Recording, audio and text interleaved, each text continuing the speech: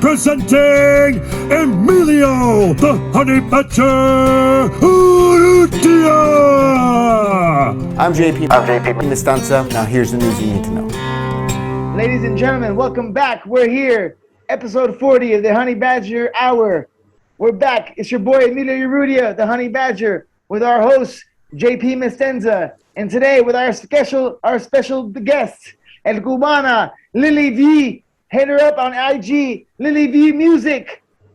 Cuban entrepreneur, singer, entertainer, and a local Bangkok expat. What's happening, mama? Welcome to the podcast. Our first...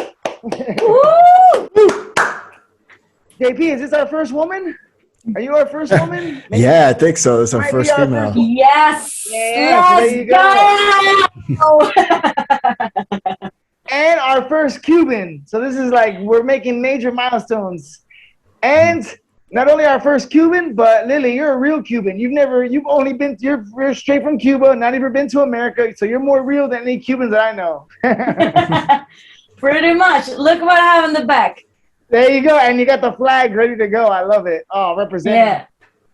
Oh, that's awesome. So, Lily, we wanted to get you on the podcast since I met you a few weeks back. You've been in Bangkok how long now? So how long you been in Bangkok? Like a year and a half, I'll say. A year and a half. And you're a singer and entertainer you're a singer and entertainer from Cuba. That's like your trade by trade, or that's what you do, right? Oh, no. I actually a lawyer. Graduate from law. I work as a lawyer for a few years in Cuba. And, I've been singing since I was a kid, but, you know how parents feel about musicians and being in the music industry or the artistic industry. I was like, that's not a real job, blah, blah, blah.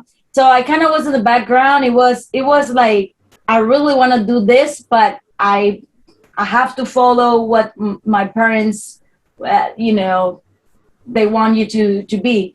It's not that I didn't want to be a lawyer. I did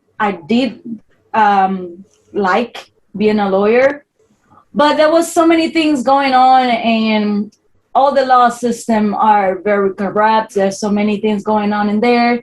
It's not really that fair, even though it's the law. So, I have it very clear that I wanted to be a musician. I have to graduate And in Cuba, because education is free, once you graduate, you have to work for the government, they call it a social service. It's like you paying back to the government all your free education. So they put you in a job and you go to work. In my case, I was on the tops of my class, so I could choose what I wanted to do. If I want to be a prosecutor or a judge or whatever, I decided to be a attorney. Like I was doing like a lot of penalty law and family law, civil law, all of that. But, once I finished my 3 years of social service, right before, like almost about to finish, all this thing happened of traveling and everything, and that's when I left. But I was really like this is just this. Like I cannot, economically talking, my salary was $15 a month, and I was doing 5-7 trials a day, every day, going to prison, traveling, and all the stuff. So it was a lot of sacrifice for too little after a lot of education, which is good. Not because it's free, it's bad education. It's really good education. I have the best teachers that they go to Europe, South America to teach doctors and masters and all of that. But yeah, I didn't study music. Everything is just like empiric. I don't know how to say that. Like I learned from listening. I don't know. I was gonna ask you. That's amazing. Wow. So you went to school. So you were supposed to be a lawyer this whole time. How did you learn? Yeah. How do you know when you can sing or not? Because I tried and I was like, oh, for sure I can't sing. But like, do you practice or how do you know you got a good voice? Well, I mean, you have to go to a teacher or somebody who knows. Like in my case, I started to sing when I was like 9 or something. And because I went to in Cuba they have these places they call the culture houses. Is some centers, cultural centers that the government creates. So people who have talent, kids who have talents. I mean, not only singing but dancing, painting, acting. You can go over there. They have instructors in there, and they they train you. So my parents used to work on Saturdays. So kids whose parents work on Saturdays can go to school until midday, and they have like a specific teacher to take care of you. So those kids, of course, there's no lessons on Saturdays. So they take you on activities to those culture centers, and you get to meet people from other schools as well. So one of the things that you do there is like a casting, we'll say.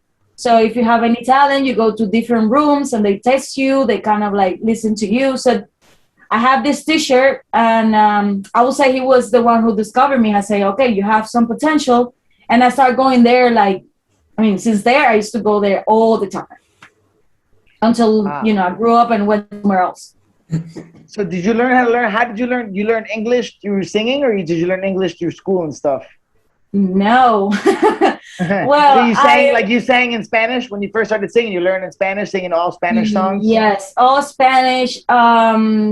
I learned English, I will say 5 years ago. Oh wow! Oh wow! Because when I left Cuba, that was one of the things. Like people, my sister was asking me like, "But you don't speak English. How are you gonna do it?" I was like, "No worries. I'll figure it out." Like I cannot let this opportunity go by. And I learned through music. Like it took me, in the beginning, it took me like 2 weeks to learn one English song, just one. And I was kind of like, stuck in there because one of the rules of the company that I was working for, it was that you have to at least learn 2-3 songs a week. And it took me 2 weeks to learn one song. But eventually you get on the flow, and there's a lot of studies and a lot of Google translations and all of that. So yeah, that's how I learned. Wow. Yeah. So what part of Cuba? That's amazing. What part of Cuba are you from? Well, I was born on Moa Holguín. That's in a very northeast, pretty close to Haiti, Dominican Republic. It's that area. But then when I started college, I moved to Camaguey, which is in the middle of Cuba, right in the middle. And I love it there. It's such a beautiful city. And yeah, most of the things professionally that I did as a singer, it was in that city. I mean, in that city where I was growing up and everything, I did a lot too in the school, and a lot of festivals and events and radio stuff, shows and stuff. But yeah. So when did you know? My heart just divide the south and the center. Yeah, that's where my father's from. From where you were from there. So from Camaguey, yeah, you told me. Yeah, from Camaguey, yeah. So man, so when did you know that you wanted to when did you, or how do we answer this? When did you know that you can do sing full time and do this as your thing and not have to be a lawyer anymore? Or when did you make the decision? Well, when I was a kid, I had it very clear that I wanted to be a singer. I just wanted to, and I used to joke around with my dad. Actually, the other day I was messing around with some beats, and I found something that I wrote a couple years ago, that true story about, when I was 7 years old, I told my daddy, that was my story. It's like, I'm gonna buy you a Ferrari, I'm gonna take you a private jet, I'm gonna take you to Hawaii. And my mom always like, girl, shut up, you don't know what I'm talking about, stop dreaming, blah, blah. And, even now, I tell my dad, the time will come. I believe that it will come, So I had it very clear since I was a kid. It was just, you never know when it's going to happen for you. You believe that it will happen, but you don't know when is the right time. So when I was in college, I actually started singing in this company, which is for students and teachers of college. And and it was like another full-time job, because you gotta go study in the morning, and every single day for 6 years, including not all the time, but including most of the time, Saturdays and Sundays, you gotta go there and practice and rehearsal from 5 p.m. till 8 p.m. every single day. And it's a company with live music and dancers. So you learn a little bit of the dancing too. And it's not only Cuban music, but a lot of Latin American music, Caribbean music, Afro-Cuban music. You get to learn a lot from that. So when I was there, that was kind of like, yeah, I could do this. It's a lot of sacrifice, a lot of work. I guess it's like the same to every other things that you do for a living, fighting, sports, producing music, everything. It's a lot of sacrifice. So basically, I guess I want to say, yeah, I can do that. And also after I graduate, because I couldn't do it anymore in that company because it was only for students, I started working with a band, like a jazz band. And man, I make money. I make more money in one night with that band what I made for being a lawyer a month. So Really? yeah, I was like, yes.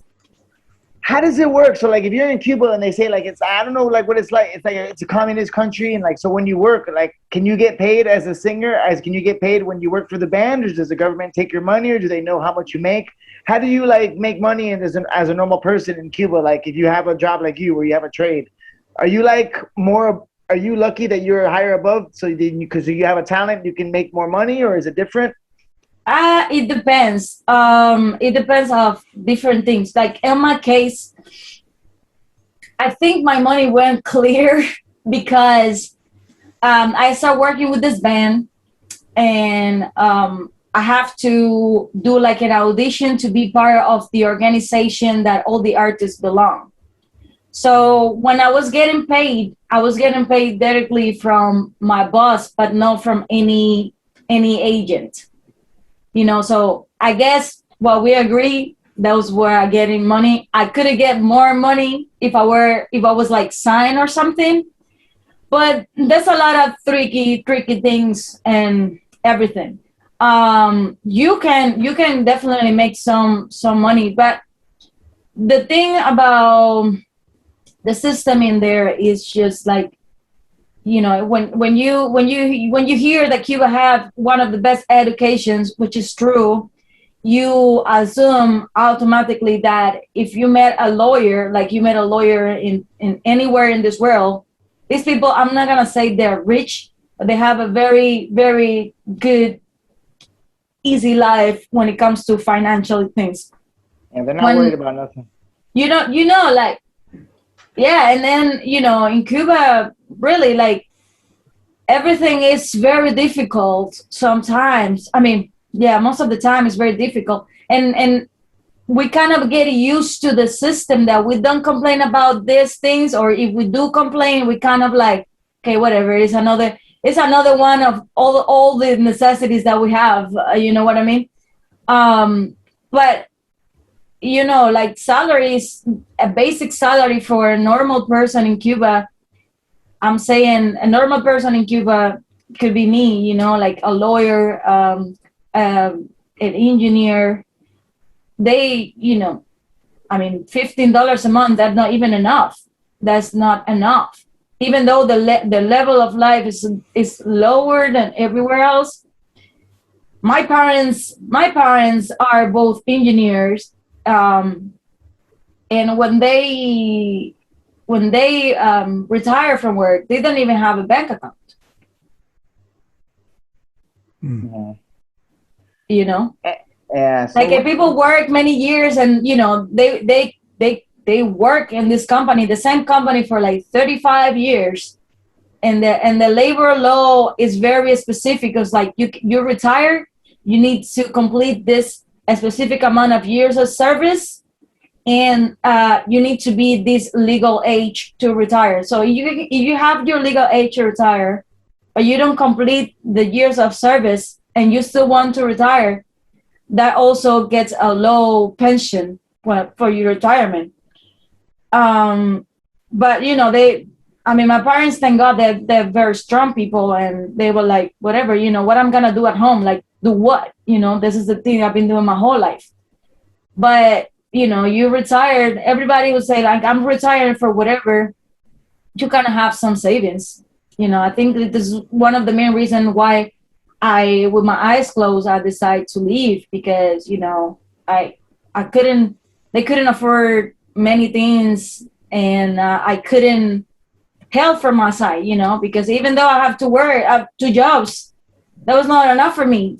You know, I was tired. I think in my weight at that time, I was like 58 kilograms.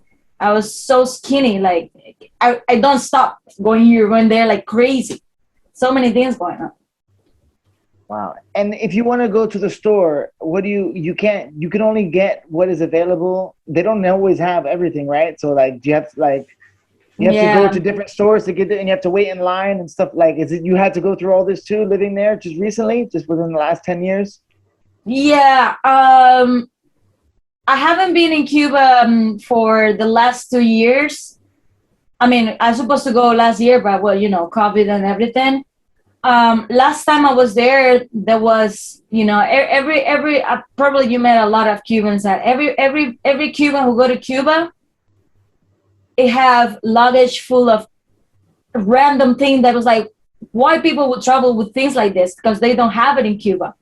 You know, and you, like, last time I went to Cuba, I forgot to bring clothes for me. I literally was wearing the same clothes for like 2 weeks or something, you know, and I don't care, you know, I don't really care about that. But it's so many things that you don't found even having the money. And for the last year, they kind of did new, I would say, I don't even know. That was an invention. I would call it an invention, because I don't know what they did. They create these stores that people can only go and buy things in US dollar, but people don't even get paid in US dollar in Cuba. So I was gonna ask you, what's the name of the Cuban? Is it like what's the name of the money in Cuba? Well, now they change it, but for all these years, the only country who had 2 currencies, it was my country. We have the Cuban pesos, and we have equivalent of Cuban dollars that they call they call it CUC, in Spanish CUC. So it's like Cuban convertible unity. That's the spell of the abbreviation. So now they make like organization or disorganization with all the financial stuff. So now there's only one currency, which is the Cuban pesos. But people only go, you know, the only stores that are available, the only stores are the ones that you can buy things, but in US dollars. So if you don't have family outside of Cuba, you don't buy shit, you don't eat. Wow. And then when Trump was in the presidency, he put a lot of restrictions, like a little bit more harder and everything, blah, blah, blah, all of that. But there's always the other side of the story, is that I guess you will ask me later about what's going on right now, because for all these years, they put a little chip on our brain that everything bad that happened to us Cubans is because U.S. government. So okay, yeah. So I want to ask you that, right? But how do you guys really feel? Do you know, or do some people really do believe, like, yeah, or is it true? Like, do you feel like any of this is true? You know, like, I don't know if coming from the other side, right? The embargo definitely harms you guys big time, right? What do you think? Do you know about, like, but that's what you're talking about, right? That's the sanctions. Yeah. That Trump makes it harder, right? They made it harder, and they haven't taken those laws out. Well, when you live in Cuba, you kind of don't have the outside information. You only consume what they give you. It's everything in Cuba is it belongs to the government. News, telecommunications, everything. It's only one telecommunication company that is owned by the government. You know, the newspapers, everything is a government. So there's not free of press. So for journalists, you have to say what they tell you to say on the news, and that's what people consume the most. We only have, like, I would say 4 channels in Cuba. There's only 4 channels. One of them, the only thing that they play every day is news, and look how bad this country is, and look how much poverty these people have, and look, US is killing everybody in Iraq, and this is really what you want for you. If you like, that's why our revolution is country is so amazing. And if you don't, you know, if you really want to live like that, just you can live. But who want to live as an immigrant? So you have 2 options. If you have the possibility to leave, you will live as an immigrant. You will have better things, better conditions that you might have being in your own country.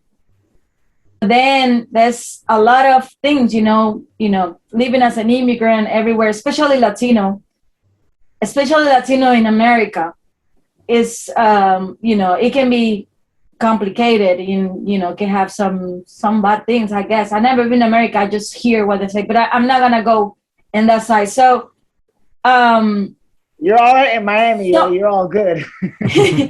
You know, some Miami's people like Cuba, some people really, the old generations, they are very brainwashed, I'll say, of, you know, they kind of born and grew up with all these conceptions of Fidel Castro in the revolution. Like, my mom was born in 1954, and the revolution was 1959. So yeah, they my dad. Up, right. But they voted for my parents, my dad, my grandparents put Fidel in. They thought he was going to be good, right? I don't know about yours. But yeah, like I was talking like to my dad. grandparents. He tricked everybody. I mean, I think he's okay. Listen, I believe, and everybody knows this, Fidel Castro is one of the smartest person. He was one of the smartest person. Never got in killed, Earth. yo. And Crazy. you know, he literally. I always talking about this, and you know, he literally. There's a very famous hero in Cuba called Jose Marti. He's very famous also in Latin America, and he literally studied Jose Marti from beginning to the end, and everything that he says, everything that he replied, and on conquering the revolution, it was exactly what Marti wrote in one of his manifestos. So basically, every idea that he put out for the population and their citizens to get into the power, it was the perfect thing to say. If he believed it or not, we don't know. If we don't know if his intentions, even there, it was different of what he was saying. But what he, and how he approached to the people at that time, it was very possible, you know? So, of course, many things happened after that. And that's when the embargo and all this situation with the United States started. When he got the revolution, what he did, he nationalized everything. So he basically stole all this company from US. He didn't even give him back a a payback. Like, you know, okay, I'm taking this for you, but I'm gonna give you the money that this like the value. Okay, he literally stole everything. Yeah, and that's wrong. That's stealing. But there was so that's right. There was a lot of US was putting a lot of money in Cuba. They were like making casinos. It was like the Vegas of America, it was like Puerto Rico. I was looking at a documentary about that. Yeah, okay, so you know about that. Yeah. And then also when he took over, he just took over all those companies, but then he took over everything, made it the government's. Yeah, that's when the relationships with the states, I mean, political relationship with states really went down. I'm not gonna say that it started there. The relationship between Cuba government and U.S. government comes since, I would say, like the 17th century, when the first war started in Cuba in 1868. So since there, U.S. and British and all the European were fighting for the 14 Americans and everything that was, everybody want to come here and take everything. And so everything's come from there. They wanted the slaves in Cuba and America, I think. So America was trying to buy Cuba, right? So Lily, when Fidel came into power, he took over all the companies and nationalized all the companies in Cuba, even the ones that were from America, right?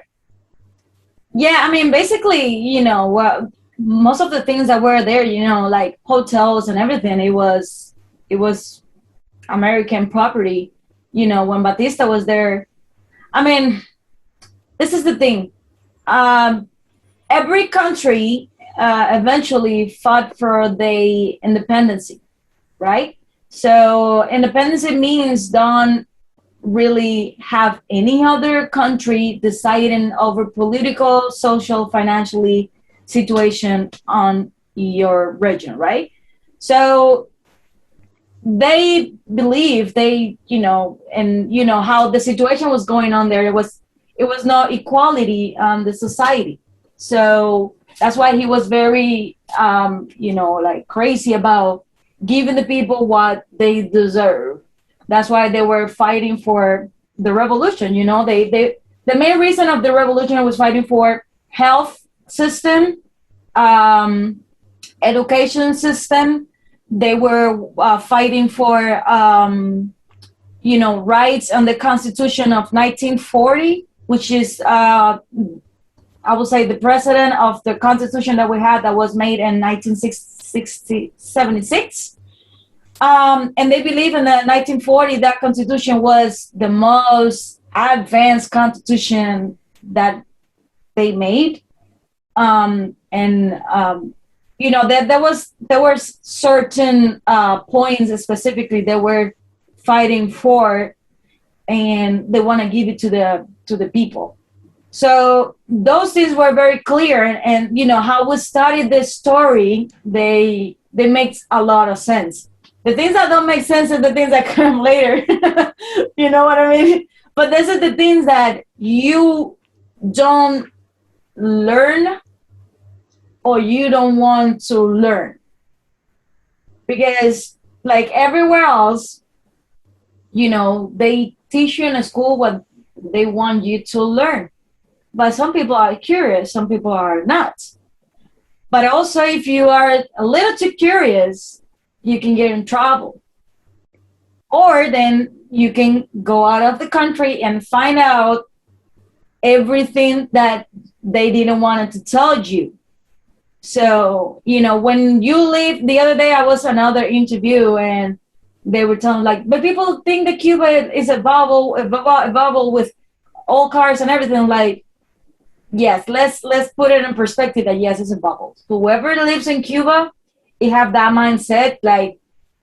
I still fight with my parents, trying to put out there the bigger picture for them. But they will not understand until they have the possibility to come outside and see it by themselves, But going back to being curious and knowing and don't knowing and, having little access to information, there's people that don't really want to change that mindset. They grew up with that. They are really resignations, whatever. I'm already gonna die here. I really want to know anywhere else. Whatever, you know what I mean?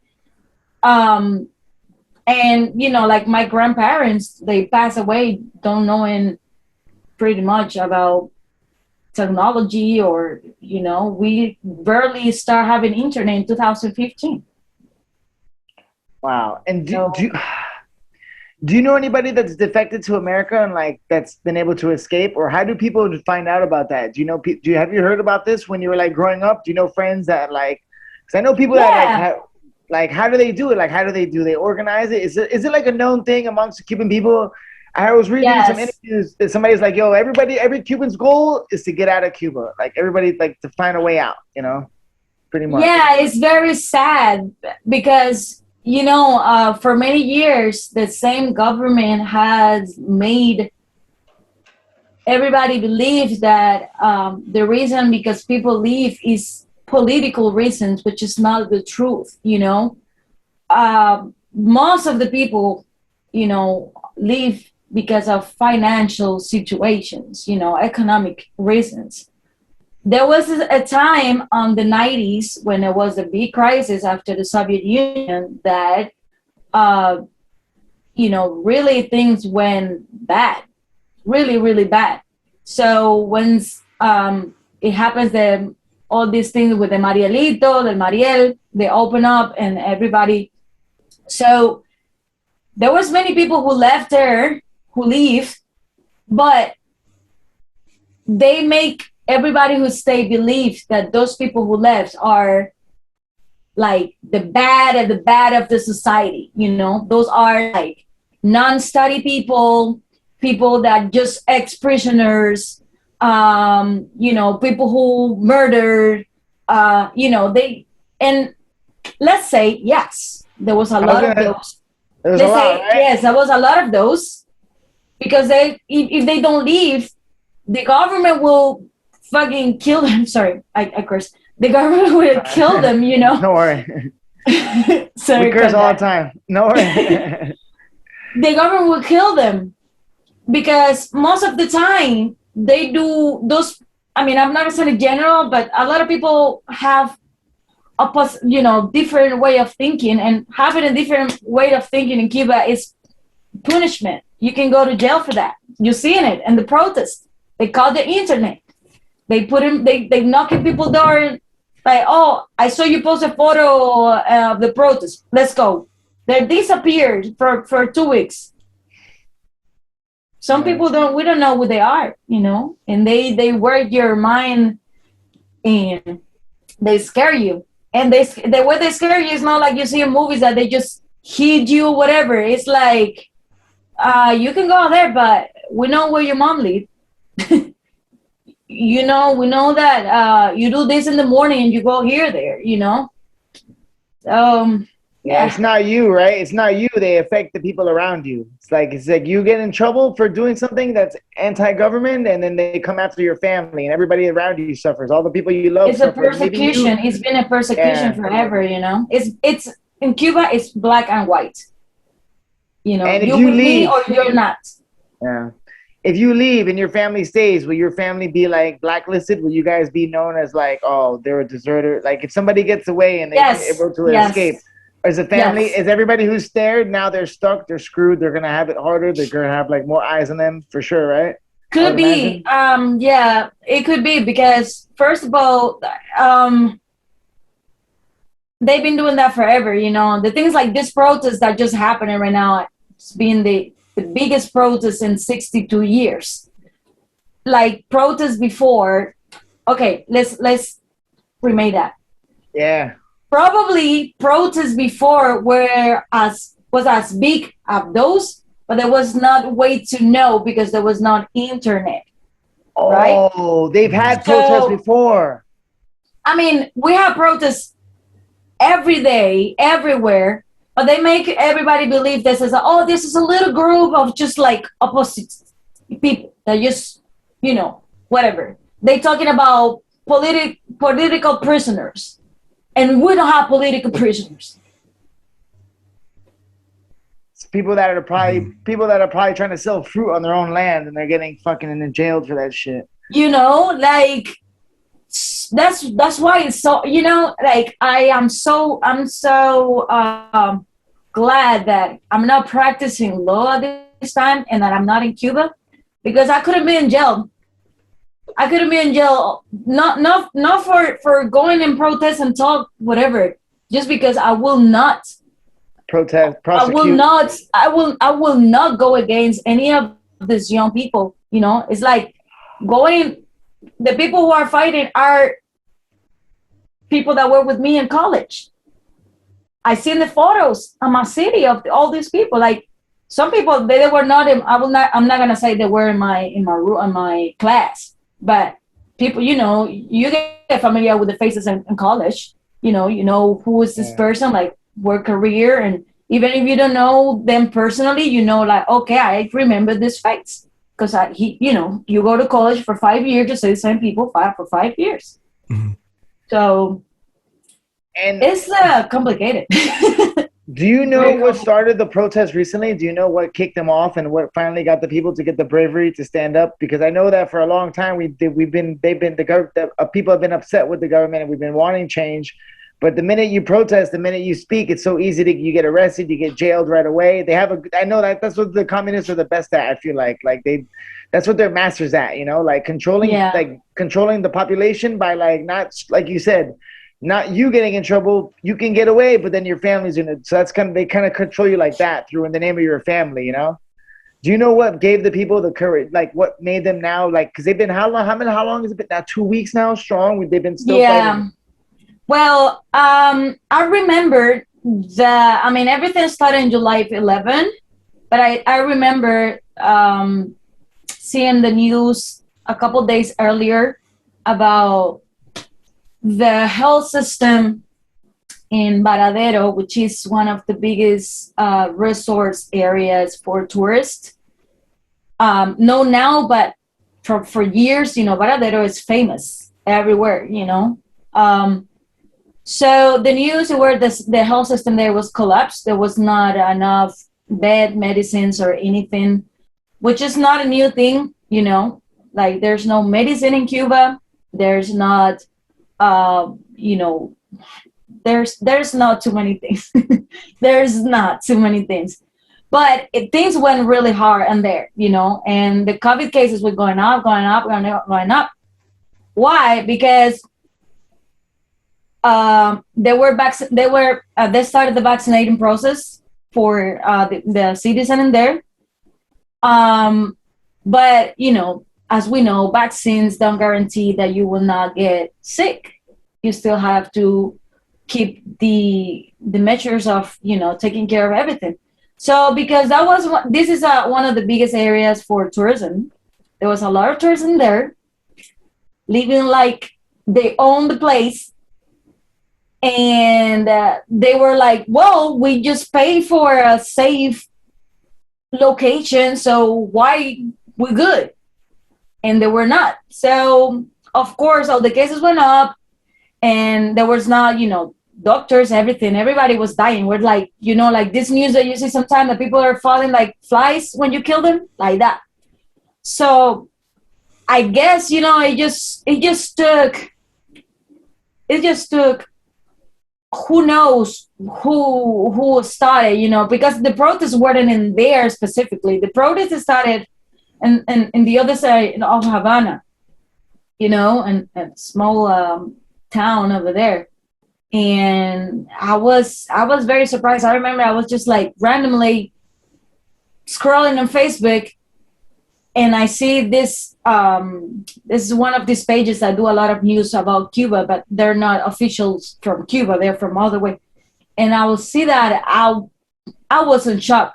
And then the next thing I started seeing, it was like live from this another city. And I was like, what's going on? And there's live from this another city. I was like, what the hell? And I was like, dang, it's happening. So who knows who knows who was the first one who said, okay, I'm gone. Yeah, it's powerful. It's crazy to see. Like I never would have thought that we see this day, and you would think that after all these years, what finally gave them the courage, But now the answer that I'm trying to think is like, how can we get the democracy, or how can we get these people out of? How can we get the Fidel Castro regime? What can we do next? Like we need we need to go over there. We need to do something crazy, JP. We need to run guns. We need to get like a plane and drop off guns. We need some millionaire gangster guy to Well, that's not really going to happen. I don't know. Yeah, what the hell, That's really, this is the thing, like, people in Cuba believe that all these image, videos, pictures are photoshopped. That never happened in Cuba. So, for example, they think it's propaganda that they're trying to scare. Like they think it's the U.S. Yeah, of course, and why they cut the internet? Why? Why did They don't want the cultivate truth it? because the internet, you can see the truth, and you can't censor the internet. You can censor the internet. So there's only one telecommunication company, so they can cut it at any time. That night there was no internet and there was no electricity. Yeah. The whole country was blackout. You know what's crazy about this whole thing? It's like, I remember with the coronavirus, they were talking about like how, oh, they're politicizing the coronavirus. And I understood what it meant, but I didn't really understand like the ramifications of it until I saw what's happening now with Cuba. And I'm like, oh, now I know what they mean by the fucking media politicizing things. And they make it about something else where it's just like my whole life growing up, you know, and JP, how many times have I told you stories about picking up my cousins from Cuba, from Key West, and like, it's been always like it's always like we've snuggled people out and got them out. You know, I've gone and picked up my cousin. Like, it's always, and especially in Miami, we have so many, all my family and friends have defected, you know, people that like, they come on rafts, they come on boats, however way they come. It's always just been like a common thing. I've always thought that everybody knew that communism and destroyed this country for a long time and that people were struggling until I started traveling. And I started traveling. People, when they tell me I'm from Cuba and they think it's this great communist, like beautiful oasis, you know, people will talk to me like cab drivers. This is a famous one. Taxi drivers in Bangkok, in Thailand. Yes. They say, where are you from? And I go, America. They go, America, you don't look America. I say, oh, I'm Cuban. And they say, Cuba, oh, Fidel, good. And I'm like, no, fuck him. You know what I'm saying? But like, until I left Miami, I realized that a lot of people, like school kids and stuff, they think Cuba is something that I never heard from any of my friends or family from Cuba that it was, you know? And it's like, and now I understand. And then when I listen to the media, when the people are protesting, I probably feel like, I'm sure you feel the same way. Like, finally, right? After all these years, they finally have the courage to stand up. And then the people on the news, they're talking about it like it's something else. Like it's about another issue where I'm just like, it doesn't make any sense to me. And I'm just like, yo, these people, they want democracy. They want to be able to put their leader in place that they want. I don't know. I would think, but maybe I'm wrong. You know, I don't know. I mean, it's true. You know, like, let me put it like this. When you start fighting, you probably thought that a technique will work. How do you think it work? Until the teacher came and said, no, it doesn't work like this. But it takes you a while to get it right because you were used to do it wrong. So you have to unlearn the technique and learn the new one. So this is exactly what's happening in there, you know. Unless these people really want to unlearn and have the ability and the information to unlearn, you know, my dad is almost 70 years old. Do you think at this age he really, you know, even if he want to, do you think he really will just, it will just like, whatever, you know? And I have, you know, disagreement with them all the time. No, that is the protest all the time. You know, I already told them, like, I don't want to talk about this thing because they don't want me to be absolute about my thoughts because they think just because I left, I already forget where I come from. And it's completely different. It's like I remind myself every day where I come from that I don't want to. You guys have to go through the things that you go through. And doesn't make me a traitor and doesn't make me somebody who don't love their country or don't make me less patriot, you know? So if they don't understand my point of view, I already made up on my mind that I won't be able to convince them. So I have to let them because at the end of the day, they live there. You know, and until I have the possibility financially to bring them out of Cuba, for them to have the possibility, and when I bring them out of Cuba, it will be nothing to do with politicals or anything. You know, it will be because I want to have my family together. You know, I want to be close to them. You know, and I already decided that I don't want to go to live there. I want them to see something different, to experiment, to see the things that I have seen for all these years I've been traveling, that I cannot explain or send photos because they will not understand. People need to see it with their eyes. That's the same thing like people talk about Cuba, but if you've never been in Cuba, you just let, there's on all these fights and things going on. There's a lot of conflicts between Cubans and other people, because everybody wants to explain the Cuban situation, but everybody think that they know everything. Like, I don't know everything. I cannot tell you things because I don't know. I can tell you from my side of view, but if you've never been in Cuba, why you want to fight with me? Just listen to me and make your conclusions, and then spread the information, because this is what happening right now. A lot of people have a lot of information, and now we are in the middle of like what's true, what's not. And the Cuban government is using that on their favor because there's so much confusion. And with this confusion, who win? The one who have the power of information. And in Cuba, they do have the power of everything. So in every war, the destabilization is a weakness, and you can lose the war. So if you're not stable on your thoughts or what you're fighting for, you have disagreements with the same people that you're supposed to be like this, then you're gonna lose the war. And so crazy, like I'm not gonna fight with you, Emilio, because I'm not gonna say no, but in America they do. Like, I'm not gonna fight with you. I'm gonna let you tell me, because I've never been in America. I just seen American movies, but it doesn't mean that's the reality. Right, and I never been to Cuba. That's why I was so interested in talking to you. I always wanted to know like how your family feels, how you feel about people, like about how the American government is over there and stuff like this. So yeah, it's really interesting. Like JP went to college, and I always talk shit because it seems like all these college people are the ones that are all these college university kids that never traveled out the world are the ones that think that Cuba's this oasis. JP, what do you know about Cuba growing up in Jersey and going to school and everything like that? Like, about the government over there or whatever like that. What have you learned or what do you know from a different view looking at it? Because I'm from the Miami American view, but that's a very unique view where there's not too many of us. We have from Cuba. What about from you looking on the outside in? And being like with your politics and stuff, like what you know and what you think. Well, for us, like, quite frankly, like, we know about Cuba, obviously, with what goes on, being Peruvian and everything.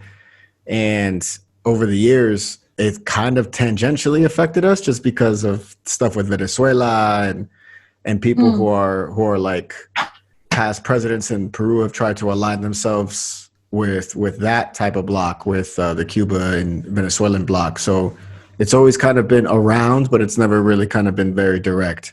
The only time it's really kind of been a thing was whenever I was working at a newspaper. I was working at West New York, Union City, which is massive Cuban population. Oh yeah, that's the second. That's like Miami Part 2, Yeah, basically. That's where my family. That's where my family's from West. Cold Cuba. In Jersey. Cold Cuba. Yeah, Jersey. Jersey's like mini Cuba too. Yeah. God. So like, you used to work with all those people. Yeah, I still cover a lot of it. Like, everybody who works there, everybody who does anything there, like the mayors or the commissioners or like the police chiefs, like everybody you talk to, like they're all Cuban. So they never come up. Like the topic never comes up, but there's always whenever there's, especially with Peru, because like people actually pay attention to our politics. It's kind of weird. What's been happening now with the leftist president, like this has happened before over the last decades. And whenever there's something like there's an election, when I was working there, the Cubans were always the ones talking to me about the politics. It was always like something that I always knew was like Cubans were actually really, really into politics, like talking about it and just being very open about it. That's one thing that was really always a standout thing. Like everybody else doesn't really talk about it. Like maybe Peruvian sometimes, but that's because I'm in it. But there's not really like it's kind of split 50-50 if I were going to say like supporting what goes on in Cuba and very vehemently not. Like it's really a black and white issue. There's very little in the middle that I've noticed. Yeah. So do you think with the embargo, if there was no embargo, do you think Cuba would be prosperous? Or do you think the government would still fuck it up? Really? You think without the embargo, do you think you guys would be having this paradise oasis that they talk about? Or is it still going to be a communist government that's government owns everything and you can't You know? There's so many theories, but what the embargo means is, I mean, how they call it is a blockade. And a blockade is when military ships are on the international waters with military boats and don't let anybody cross inside your internal waters, right? We don't have that. That's a blockade. Okay, we don't have that. The embargo is one of these, we'll say, restrictions that it gets harder when Clinton came in the powers in the 90s, early 90s. And there was a lot of things going on those years, especially after the Soviet Union breakdown. So Clinton was in the power, and then, you know, Bush also would like go harder on that. But the embargo do not stop entry from food, medicine, aids. It's only military, military interchange. Because you guys were having Russian. Because they were having like Cuban soldiers in Russia. The Cubans were fighting the war for a lot of these, like Cuban soldiers were fighting for other countries, right? Or something like this.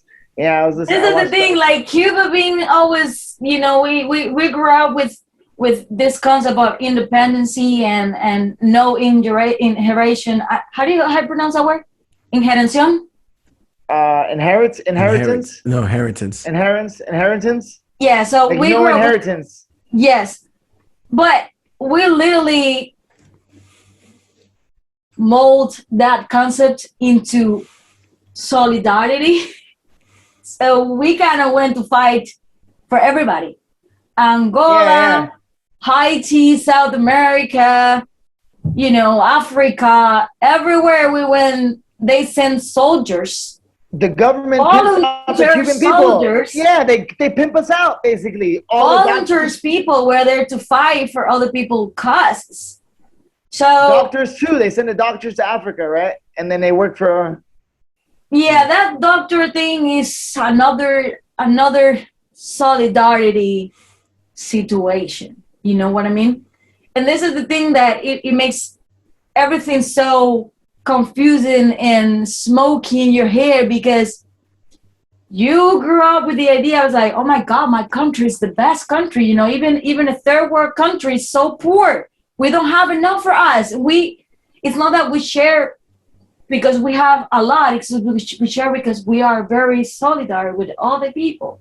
So you grew up and it's like, damn, you know, and you do the same with your neighbor, you know, because you have so little, but your neighbor sometimes don't have a little bit of salt, a little bit of sugar, or don't even have an egg for the child to eat. And that's not the normal thing for people to live, but you move that on the back of your head. It's like, he needed, so we don't care if this is how we're supposed to live or how this is not supposed to live. You just help. So the embargo, what I realized after many years of seeing things from the outside, is it's been a convenient thing. And as much the Cuban government insists on their citizens to learn about their law, and as much as they preach as we are very educated, when it comes to those things as law things, they interpret it, and they interpret it for you. They don't let you interpret yourself, because you can get into conclusions that can get you against their beliefs, and that you're an oppositor. You know what I mean? Yeah. So the embargo is it's, you know, what I see in it right now is just a very convenient thing. It have a consequence for something that Fidel Castro did in the revolution. And that's the reason, because they have the embargo, because it's a way for America to get all the money that was stolen for them. But for us in a story, it's like they were here invading us. They deserve that they happened to them. Okay, well, yeah, well, everybody do investments We don't even have an investment law. No. You cannot go to Cuba and buy a building if you want to, if you have the money. You can't. So the embargo is a consequence of what he did, which is make a lot of sense. We just don't see it, people in Cuba don't see it that way. I think at this point, for many years in the United Nations, they've been voting against the embargo. And, 173 countries vote in favor of eliminating. Only 2-3 countries, I think it's Iraq and US Israel. are the only countries. Israel. Fucking Israel, right, Israel. Dog. Oh my God. Why bro. they don't? Why? I don't know. They got 62 big. years. They own something. I'm telling you right now. Something. I'm gonna put my conspiracy theory hat on. Something is going on. There's a reason why. There's reason why. It's almost like, I don't know. It just doesn't make sense that 90 miles away from supposedly the richest country on earth, people are starving to death. It doesn't make sense. It's almost like something fishy is going on there from Kennedy, from the Bay of Pigs. I don't know what is going on, but there's a reason why. And it just makes me so upset because the only fucking people that are struggling are something is happening. Like, that's why I'm like, I love America and my country, but I know that somehow with some trickery with the communism, the people that are getting fucked are the Cubans. You know what I'm saying? Because they're starving and they're struggling. And it's like, it's just so annoying. I remember there's no embargo for hotels. Hotels, they say that we don't have food in the stores because of the embargo. But how do you get the food for the hotels? Yeah, that's what I was gonna say. So that's what I tell these people that argue that. You're stupid, but you have that chip that you grew up with, and you don't let you go, open up your brain and open the curtains that you have inside your brain to believe like it's a lie, because they convince you already that that's the reason, that's the reason. And, they manipulate the information, Yo, it's a joke. It's crazy. It's a joke, and it goes like deep state. Sorry, I'll go ahead, JP, after this. Keep going. No, keep going. No, I was just gonna say that, with the embargo, it's crazy that I hear like these people on the news, like these news people, they talk about Cuba, like you were saying, they talk about Cuba, but they're talking like they never met a fucking Cuban in their life. You don't know what they're talking about. Like, it's just, they talk about like it's this great place where everybody's a doctor and a lawyer, and you get free education, and they all say, "I've been to Cuba, it's beautiful." And I'm like, you stupid fuck. You went to the place that the communist government told you to go, and it's like you saw a fake show, basically. So isn't that like? Sorry to cut you off. That's why Americans have struggles to go, because it's not that Americans cannot go to Cuba. It's that Americans have a sanction, like a restriction for Americans to go and get into hotels in Cuba, because hotels in Cuba are owned by the militaries. And that's when the embargo comes to play. Militaries, no military relationship. So if you go to Cuba with American passport, you will have trouble when you get back, because your passport will have the stamp of you registered your citizenship into a military hotel. So you can go to Cuba, but you have to go and rent a house through Airbnb. You can. So the Americans that go to Cuba live a more Cuba lifestyle. They see more of the Cuba, like they can stay with family or something. Or I Airbnb. suggest to everybody, I have a friend who have an agency for tourists. He's like a tour guy or something, but he kind of arranges everything for the tourists, like since they arrive and everything, cars, blah, blah, blah. Mm-hmm. And to be honest with you, if you really want to know the real shit, don't go to hotel. You will pay. With all these years I've been outside, I cannot afford to bring my whole family hotel because it's too expensive. For a weekend that start Friday until Monday morning, 5 adults and 2 kids, it will cost me easy $5-6 grand. in those hotels. And in those hotels, Listen, there's I no can't. embargo. Listen, I can't, but I won't, because you know how much things I can get done with that amount of money to spend in one weekend? I'm not going to do that with my pocket. But in those hotels, they have lobster and steak for the people who are there. They have everything. But, okay, those hotels, okay, wait. Those hotels that I could afford to go, it have a little bit of the difference, you know. Cubans treat tourists have more rights than any other Cubans in their own country. They can literally treat you like a piece of caca when you go to these hotels. You know, they really treat you really The tourists, bad. They treat the tourists bad? No. The Cubans who goes to the hotels. So you paying the same money that tourists are paying, but you get treated like caca just because you're Cuban. So imagine going to the hotel after all this year working and like, you know, like sweating and everything, and spend all that money and have a bad time because one of your same people will treat you like super bad. But the tourists, you know, they're like, tourists, literally, I've seen it. Tourists and a national have a fight. Let's say they were in a party. The tourist was super drunk. He did something, say something to the guy. Let's put it in perspective like that. It probably is, you know, I'm just making this up. But who faulted it? A Cuban. Why? Because just because. Who knows what's the reason? They will listen to the tourists. They will listen to the tourists. You know, if it's something really big, of course the tourists will have legal consequences stuff, you know. But they will doubt that it was the tourists who started, you know, because they for all these years and all these necessities that people have, they, you know, I'm not justifying is, you know, like saying that everybody do the same thing, but they believe that everybody in Cuba is, you know, like suffocating tourists, asking them for money, which is not the real thing. You know, it was prohibited to talk with tourists. If I talk with a tourist in Cuba, they would ask me for my ID and they would lock me down until they prove that I don't have any relationship with these people and my records are clean and I have problem with the police, you know. Can you see them? Like, would you see tourists like in your town or like where you were? Of course, yeah, of course.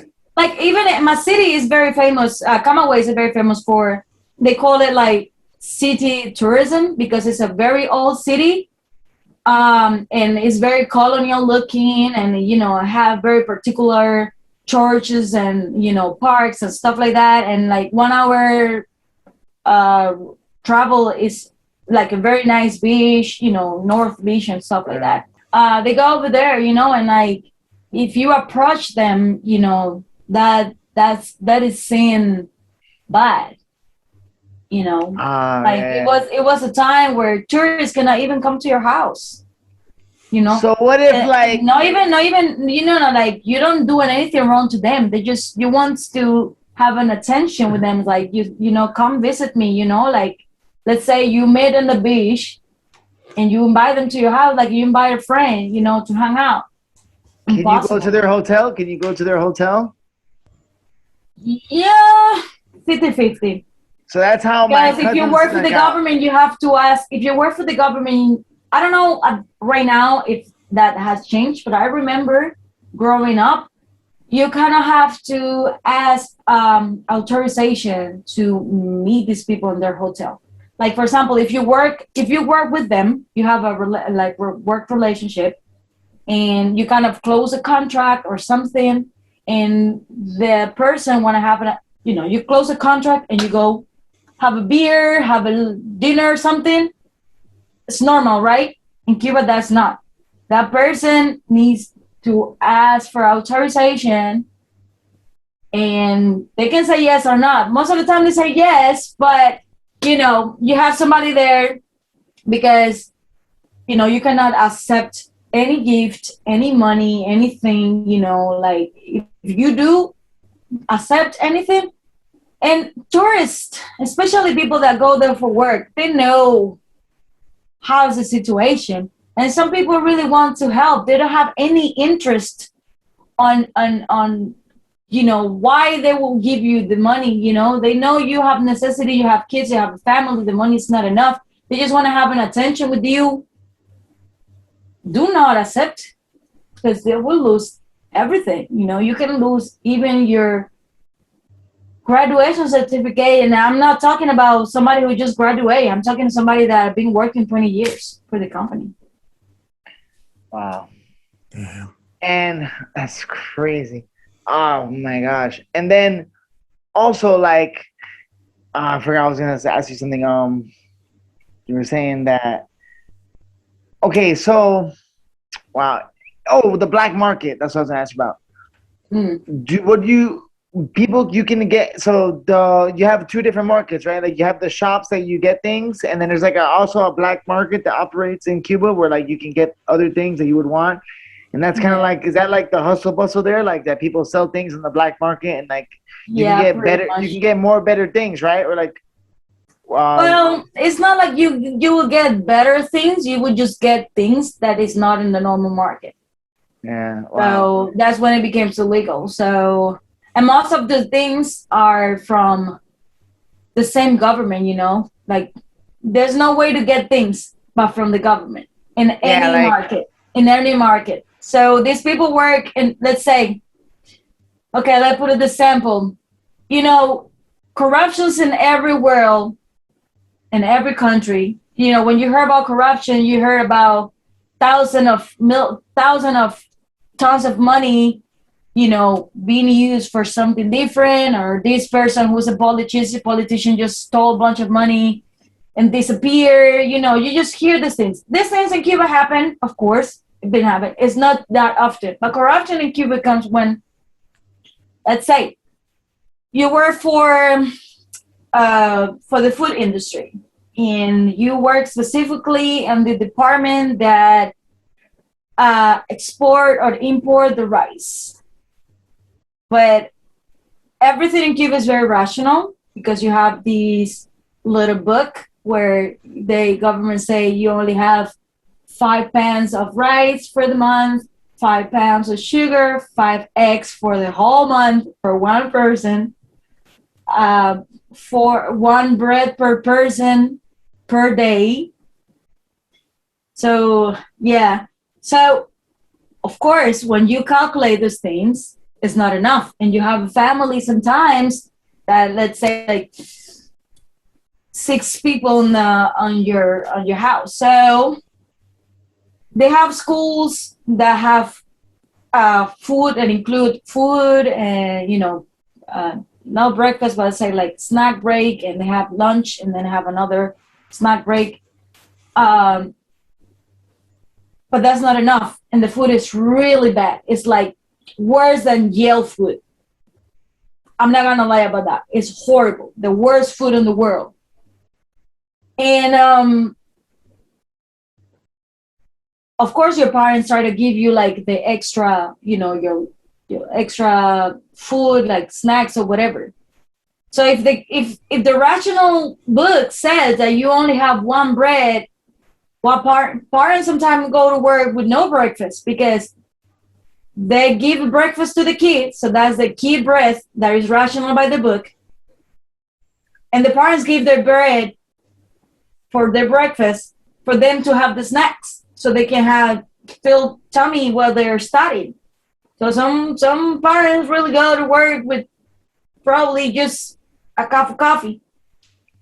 And that's where the black market comes in, you reckon? Right, because the people that work for that, remember I started, that people that work in that department for the rice, he will get those rice and will sell it on the black market. If I work for the company that have the sugar, because people need rice, people need sugar, people need oil, people need everything, because what they have is not enough, and you cannot afford it on the normal market. Because if my salary is $15 a month, a bottle of 1 liter of oil is $2.40. So is the black market cheaper or more expensive? It depends, because this is the thing, like when it's so much confusion when you have two currencies and you get paid in one currencies and then you don't get paid in the other, and you have to make the exchange to the other currencies. You know what I mean? So the black market sometimes can, we're like, okay, well, you know, I put the example of the food, but it can be with all the things. It's like they give you benefit of, okay, just pay me in times, you know, quotes, you know, this week you pay me half, and then the next week you pay me the other half. So you're not under pressure. It's like if you get all the money that you have, you know, it's very hard to end up the month, you know. Literally, we have to invent from whatever. And I'm not saying that I never say these things as a reason why people need to steal. There's no reason to steal. That's bad. Stealing is bad in any way. This is not right. This is, you know, that's not a good habit to have. I'm not justificating these people that does that to survive, but damn, you know, like what are they gonna do, you know? And yeah, for sure. The government put a lot of years on prisons to these people, because the pressure, you know, like the charge not only goes to the people who sell it, but the people who buy it. You're a receptor. You should imagine that product that this person is selling is from the black market. It's illegal. He stole it. So you're a bad person for buying. You buy the illegal, and you're eating, and you're buying. You go to jail too. Yeah, my cousin. And you're lucky just paying a fine, but you can go to jail minimum a year. That was my cousin's hustle. He used to sell chickens. That was the thing. He had a chicken hookup, and he would sell chickens to people. That was his thing. So he used to sell. It's crazy, man. So wow. So, Lily, what's going on now, though? Besides all the Cuba, man, you're making music. You got your thing going on. How's everything going with you? Yes. Yeah, of course. I've been kind of the last couple of weeks, but yeah, definitely. When's the next hit coming out? Music. When's our next? Well, the next hit this coming week out? I have I'm doing a lot of collab with other artists. I'm working on personal music and a lot of collabs too. So I have now that most of the music that I've made before, it's been straight up English music. So I've been, you know, redirecting my music into the Spanish Latin market. So I'm putting a lot of Spanglish. I'm putting a lot of Spanglish on the music I'm creating. So most of the collaborations that are coming up to me right now are just people who are very interested on the Latin market and everything. So it's kind of like, you know, work both sides for me. And that kind of the direction I wanted to go, you know, but you got to start from somewhere and you're trying to find your way through. Yeah. I have a question. Oh my God. Yeah, I'm so glad I remember this. All right. The song. I love the song. They did the video. I don't know what the name. I forgot the name of the song. Change is something, but change. Oh, Change It Easy. That song's called. What's the name? Sing. Can you sing the hook for us? What's the hook? Change it ain't easy, but something. I can't understand. All we need is a change or two. Where to begin, a left to end. Did you do you for us? So yeah, that video. Who shot that video? You shot that video. It's so Bangkok. That video. Oh my God. It was here. JP, it was hear here. This song, dog. I'll check it Yeah. out. I remember watching that video.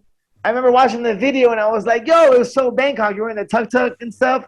Yeah. Oh, that was great. Yeah. Yo, thank you so much. We've been having you for so long already. We've been talking for a while.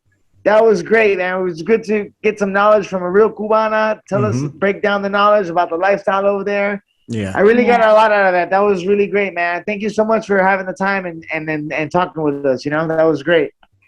Oh no, thank you for the invite. And this is, to be honest with you, like this is a kind of relief talk, because some of these things that I've been holding, I kind of don't talk too much about these political things. I'm not a politician. I kind of have a little bit of the knowledge. I don't want to be saying things that I'm not an expert to. But as I always say, is for security reasons, family reasons, and everything, I kind of very low key with the things. But if you really want to know and have a conversation, I'm completely open. So thank you for giving me the opportunity.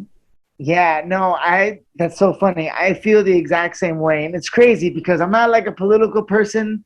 And even with all the crazy things that are going on in the world, I've never reposted nothing, But when I saw the people protesting in Cuba, and I saw all my friends and family, and I just remember my father growing up. My father always told me about Cuba and growing up, and it just everybody in Miami, like all I've ever heard about was Cuba and about how freedom and like how lucky I was to be born in the U.S. So seeing the people protest and seeing everybody now, like it's really hit me more hard than anything. Where I feel like you, where I'm like, this is why I wanted to talk to you so much and interview like actually other people, because I only know my perspective, and then it's like, like it really hit home for me. Like I couldn't believe how much it hit home, and seeing the Cuban people protest, and it just like, it really fired me up. Where like, I want to keep, like I would, if it was up to me, I would post every 5 seconds. I just want to keep doing it, keep showing people, because I was just so surprised with how little other people knew. I never knew how little the world knew about what was going on over there, and now still with how they're fighting for their lives now.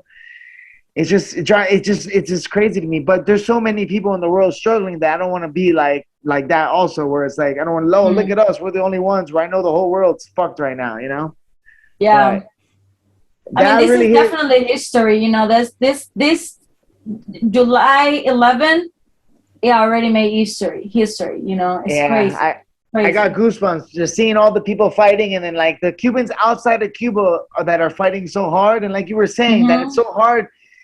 This is what's so crazy. This is what people don't understand. This is what I hope people in America understand, that like the freedom that we have, like they think we're not free, and that the capital and all these things, but the people there, that they're so brain struck that it's hard to get, like only the ones that are out know that the way out, that the prosperity they can have, And it's just sad when you see people there, and the people that are being oppressed don't even know they're being oppressed. That's what I was trying to get to, And that's the hardest part about oppression, Like a lot of the people in North Korea that are in these like second generation, third generation communist countries, they don't even know that there's another way, because all they see is what the government tells them. And they don't even know that other countries are living the way they're living, with internet, with Instagram, and people are throwing away food. There's countries where people are fat.